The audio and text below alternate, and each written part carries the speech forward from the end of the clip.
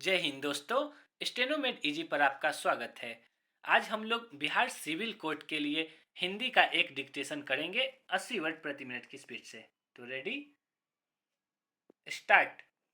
जहां तक अपीलार्थी के विद्वान अधिवक्ता द्वारा उठाए गए दूसरे बिंदु का प्रश्न है, इस संबंध में यह कहना उचित होगा कि जो कपड़ा मृतिका मौसमी पहने हुई थी उस पर मानव का खून लगा पाया गया।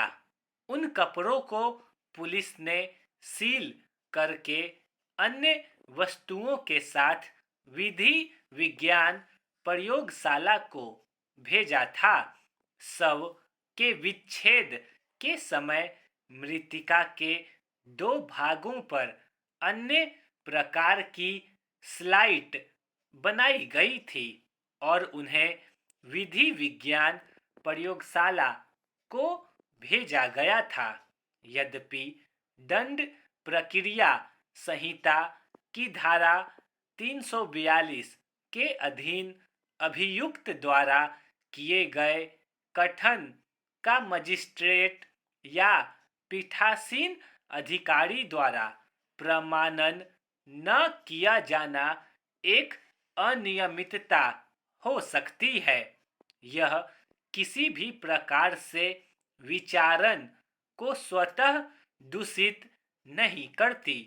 अब यह सुस्थापित विधि है कि आरोप विरचित करने में कोई लोप भी विचारण को दूषित नहीं करेगा जब तक कि उसे अभियुक्त को उससे कोई नुकसान नहीं पहुंचाता हो।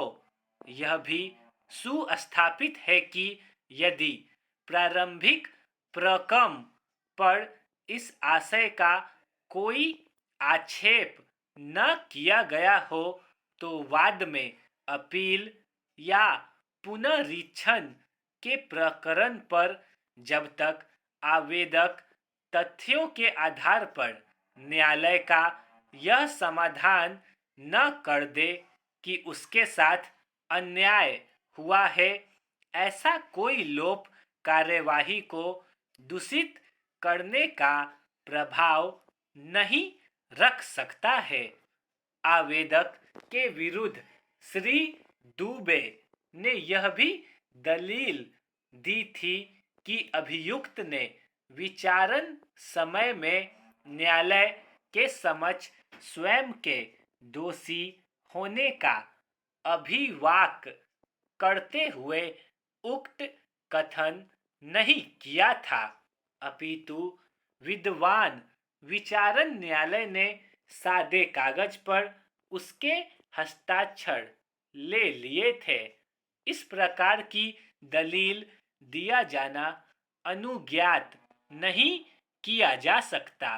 विधि की यह उपधारणा है कि ऐसे सभी कार्य को जो विधि के अनुसरण में किया जाना अपेक्षित है, विधि द्वारा विहित प्रक्रिया का अनुसरण करते हुए किए जाते हैं जब तक अन्यथा की स्थिति साबित न की जाए।